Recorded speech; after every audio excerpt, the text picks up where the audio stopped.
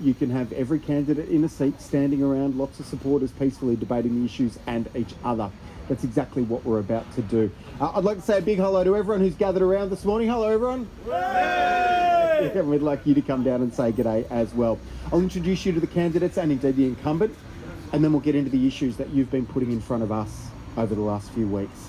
Let's say good morning to Gavin Pearce, Liberal member for Braddon. Gavin Pearce, good morning again. Great to be with you. Chris Lynch, Labor member, or Labor candidate rather, who is running in the seat. Chris Lynch, good morning. Good morning, Leon. Craig Garland, Independent, good morning to you. Good morning. Scott Rankin from the local party, good morning. Leon, best show on radio. Thank you, thank you for that, Scott.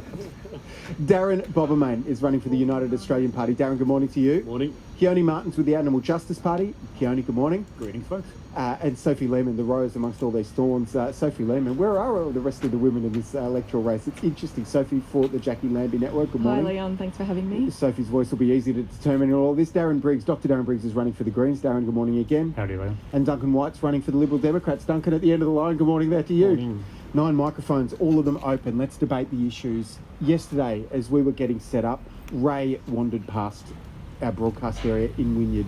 Ray's father worked at the Rosebery mine. Ray worked at the Rosebery mine for 50 years, and his son's been there for a decade. This is Ray. Yeah, Rosebery, I had virtually 60 years there. My father had a full lifetime working there. I'm 66, so you can count up the years.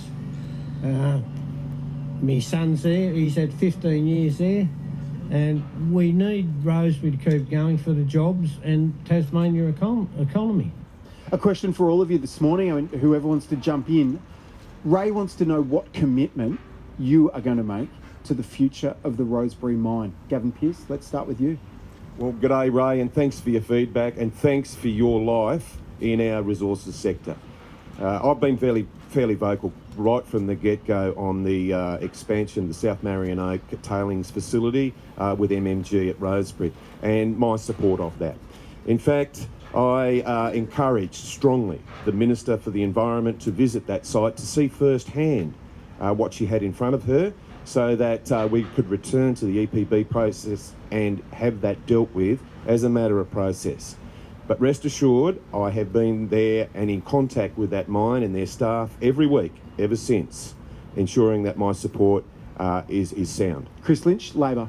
Look, I'm not sure if it's on. Yes, look, as far as I'm concerned, we need to explore every economic opportunity that comes to Braddon because jobs are vital here, especially regional jobs. But we do have citizens in Braddon that expect that strict environmental rules and processes are enforced and taken into account. Now, I hope that this tailings dam receives the tick and that it meets the environmental requirements that are going to be placed upon it so it can go ahead. Will you make a commitment to the future of the mine at Rosebery? It's hard to make a commitment. This is in the hands of the EPBC Act and the Minister and the Department. All I can do is advocate for the mine to pass these stringent tests that we expect all projects in Braddon to meet, and I hope that it does meet those requirements and it can go ahead. On Mornings Around Tasmania, you just heard there from Gavin Pearce and Chris Lynch. Does anyone else want to jump in on the future of the mine at Rosebery? It's been part of the landscape there for a century. Darren Briggs, the Greens. Thanks, Leon. Look, the Greens have been misrepresented on mining for a long time. We have never said that we want the mining at Rosebery to close. What we want is absolutely total environmental protection to the highest standard possible. What that means is more jobs, okay? So, you know, worldwide, tailings are going towards paste and fill, okay? The Renison mine, which is one of the neighbouring mines in Rosebery, is doing just that. I've heard that MMG have had those guys in as well. So doing the best environmental standards for mining means that the community has a much better fit into the long run, and it means more jobs for the community. And you know, our policy is to bring the Tarkon region, so north of the Pyman River, actually to pay for the carbon credits and the biodiversity there, and make that a national park, World Heritage. Actually, as the Cradle Coast Authority found back in 2000s, means more jobs more long-term jobs for the area. If anyone else wants to jump in, that great. Otherwise, I've got Bruce the Paddler who's got a question for you. Scott Rankin's running with the local party. Scott, good morning to you. I want to jump in because we've got to be very careful here that we are talking about the real future. Now, if you look at arts and culture and you look at Rosebery and Queenstown and you look at the West Coast, it's booming because of tourism, because of culture, because of arts, because of mountain biking and the experience of life. And the difficulty is that we're sold this thing by the major parties who are in the grips of, I think some very big lobbyists that mining is the biggest thing ever. But arts and culture is bigger than mining nationally. It's 6.4% of the GDP. It's 850,000 jobs a year, and it generates $111 billion each year. So Rosebery needs to be careful that it's not sucked in by shareholders who live elsewhere, pushing a short-term agenda, and it's planning for the future for young people, for jobs that matter over time. Your mornings around Tasmania, some of the voices you can hear debating the issues and each other. We're trying to make this as much about what you want to put in front of the candidates. Bruce the Paddler is a regular listener and texter to the morning's program. He's come down this morning, and to declare an interest, you have a poster for one of the candidates, Craig Garland, in your front yard. Is that right, Bruce? I have, yes. Okay, but we've asked you to distill a question. What is it, please? I've lived on the coast all my life, so I've seen a lot of pollution in a marine environment. Can we have fish farms without the pollution sustainably?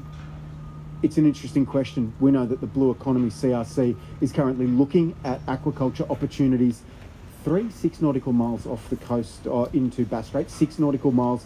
So we're talking close on 12 kilometres off the coast and into Bass Strait. There are some that are concerned about this issue and what it might mean for the future. Craig Garland, this is one of your campaign issues. Yep. Craig Garland, what are you hearing about it, and what would your policy be around salmon farming in deeper offshore waters if you're elected? They've got to get it sustainable. The overstocking. When Macquarie Harbour was in the early stages, Ronnie Morrison was doing 1/10 of the volume down there in the pens. And he was fallowing and moving around. If it's done right and done in the right places, there's no problem. Bass Strait is not the right place. We've got a fishery out here going off its tits. King George whiting, snapper, kingfish, cuttlefish everywhere. The shy albatross have been feeding on them. The scientists have become aware of that. So we've got a fishery on steroids, and at a point when all this is happening, they're putting $75 million to salmon farm interests out there. How about putting $75 million into our community, into buying back fishing licences, and also developing policies for our kids in school so they can come through. They can do the science, and that is our future. Can't it coexist, Craig Garland, with an offshore salmon industry? If it's 6 nautical miles offshore, can the two coexist? No, Leon.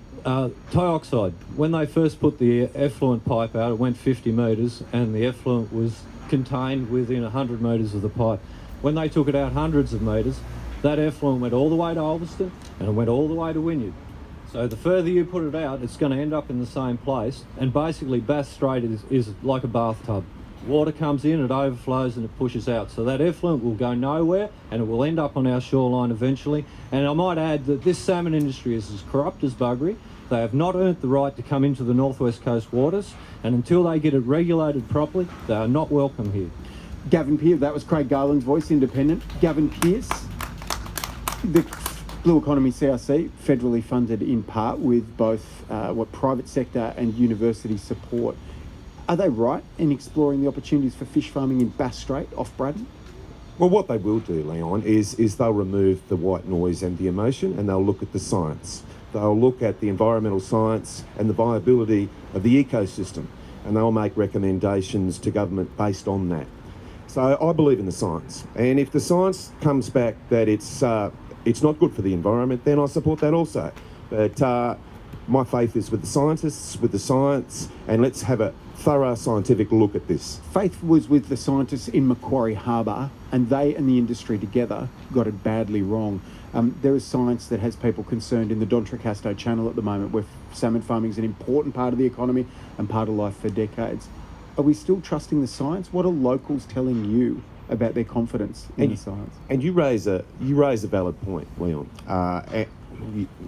Historically, we've moved on quite somewhat.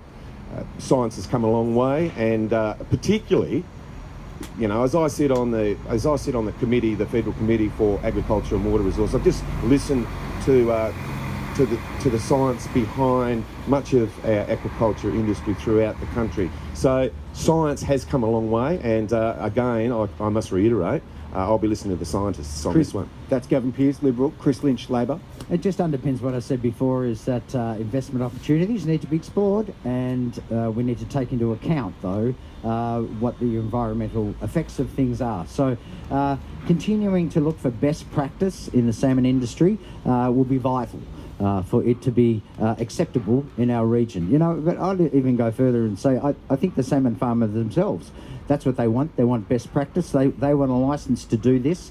They understand that if it's not sustainable and if it is going to harm the environment, then they're not going to get to do it. So I say let's see what the research says. Like Gavin says, the science will dictate whether we can do this or not. That's Chris Lynch, Labor. I want everyone else to jump in. Scott Rankin, you got your hand up? Yeah, look, Gavin, I don't want to tell you how you run your campaign, but don't call my neighbours white noise and emotional, because they're very intelligent people who are very invested in this issue, and they live next door to me.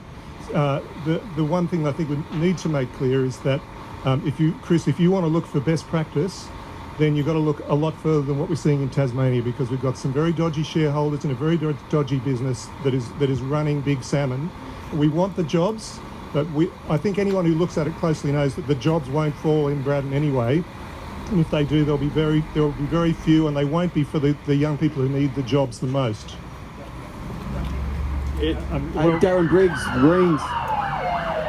Worldwide, we're going on land. That means more jobs when we're processing and growing on land, and strong independent regulator is absolutely critical. Would there even be a salmon industry in Tasmania with the $1 billion of economic activity, the thousands of jobs that come with it? Would there even be a salmon industry if the Greens were in charge, Darren Briggs? Absolutely, because we're talking about on land, strong environmental regulation. We're going to do these things so that we look to the future and we don't make cheap, crappy decisions now. Keone Martin, Animal Justice Party. Yeah, as Darren said, I mean, the main reason why they're looking at doing it coastally is because it'll be a cheaper and quicker choice for the shareholders to make more money off of. I agree that we need to have a strong independent environmental regulator investigate, because whilst I trust the science, I don't necessarily trust a private enterprise to do what's in the best interest of the environment or of the locals. You're at Mornings Around Tasmania. We've been asking Cass Power to get out and talk to some of the locals about their election issues this campaign. You've got the candidates for Braddon in front of us at the moment. This is Kasha and what she had to say about native logging. Kasha, what election issues do you care about? And the most important issues are preserving the environment and the earth for my children. That's I understand employment is also an issue. People need jobs, but I'm thinking if there's no earth for us to live on or air to breathe, what are the kids inheriting for the future? So I know that there's environmental issues on a big scale, there's environmental issues locally. Do you have anything specific that you care about? I do. I don't think we should be cutting any more trees in Tasmania. We should really preserve Tasmania as much as we can in its pristine state that it is, because it's pretty much the only state that's left that's so undisturbed. 10 seconds. And does provide so much greenery, and people come from the rest of the world and the rest of Australia because of our green Tasmania. It's 13-10. That's Kasha. She caught up with Cass Power on the streets of Burnie yesterday.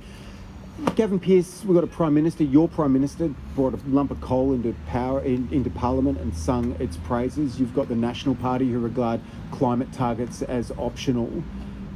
And yet in Tasmania, there's a lot of people who want to see investment in renewable energy as part of the future.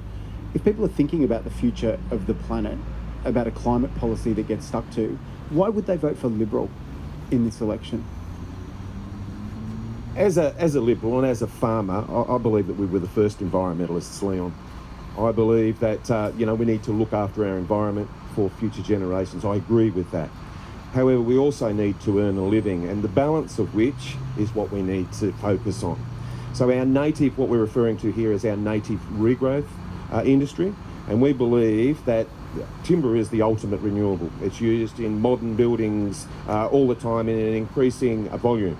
So we believe that focusing on the native regrowth industry, on the plantation industry, and we've strengthened that with a number of vertical integration programs that we're running through forestry, through our Northern Hub. Chris Lynch, should people be worried about Labor? In Victoria, they've banned native forest logging. In Western Australia, a Labor government have banned native forest logging.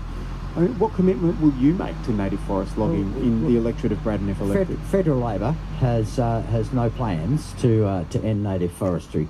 To end the native timber industry, because there's a multitude of reasons why we need to selectively potentially harvest some of that stuff. But what I will say is that Labor is quite specifically strong on plantation forestry and making sure that we're getting value for money out of that as well. There's a little company out in Wynyard that makes some cross-laminated beams and have developed the technology and the resources. They make the world's #1 strongest structural beams out of wood. So continuing to expand that industry and look for those things is very important.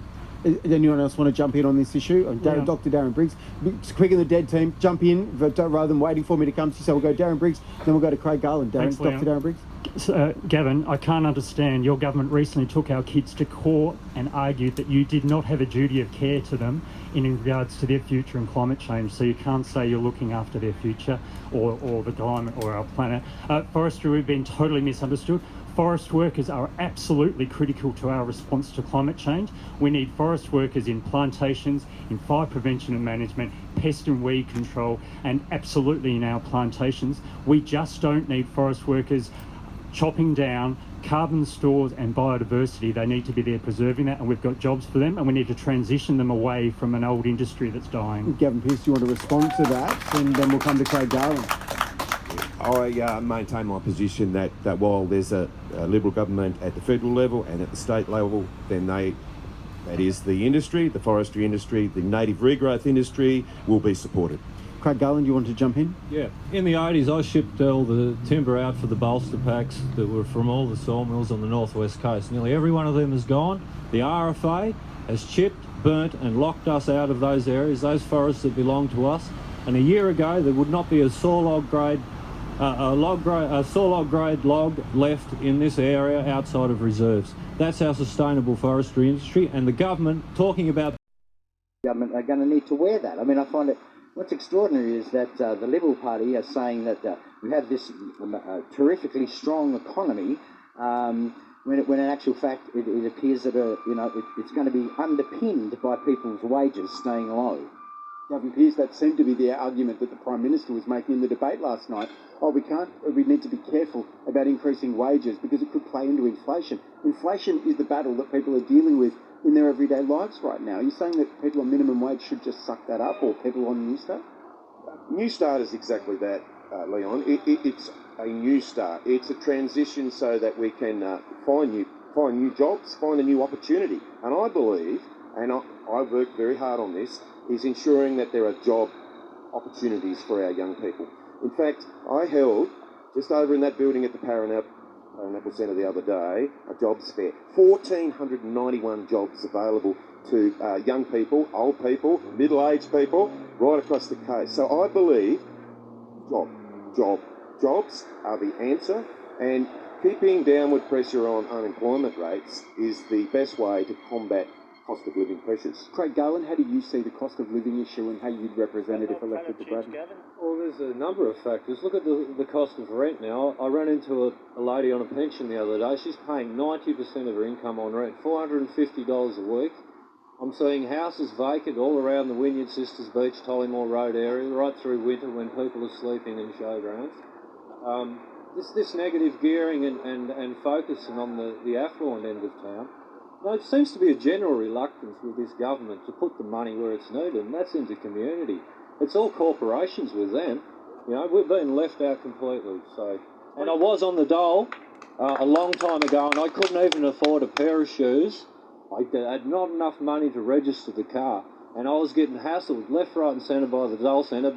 Get a job, get out, and you haven't even got the money to buy a pair of shoes. And now that was 20 years ago. What we have now is bordering, it's absurd.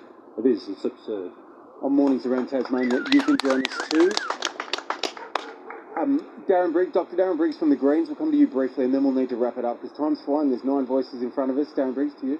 Thanks, Leon. During COVID, when JobSeeker and JobKeeper introduced, I had patients for the first time to get their teeth done.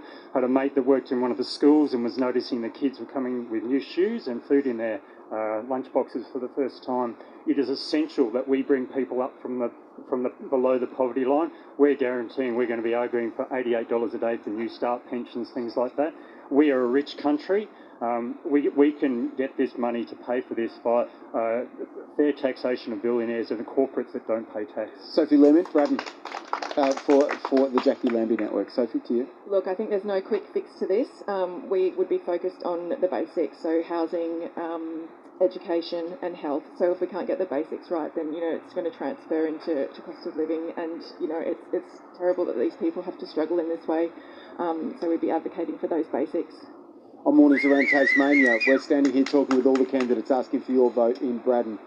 Very briefly as we wrap it up, Craig Garland, why would a vote for you as an independent be better than a vote for either of the people standing to your left? Well, that's because I'm beholden to the community and not some corporate. They represent parties now. Major parties have forgotten the community and the very roots of what they're to represent. So, Chris Lynch, White from Labor, why would a vote for you be better than either a vote for an independent on your right or indeed the incumbent Gavin Pearce on your left? A vote for me, a vote for Chris Lynch will be important to making a better future here in Braddon. I want to end the division. I want to make sure that everybody gets a chance to move forward and take opportunities that are available to them. It's almost news time at 10 o'clock rather. Gavin Pearce, Liberal, why would a vote for you be better than a change to either an independent or another major party? Braddon's come a long way, Leon, and we've turned a corner. Why change now? Now's not the time for a social experiment.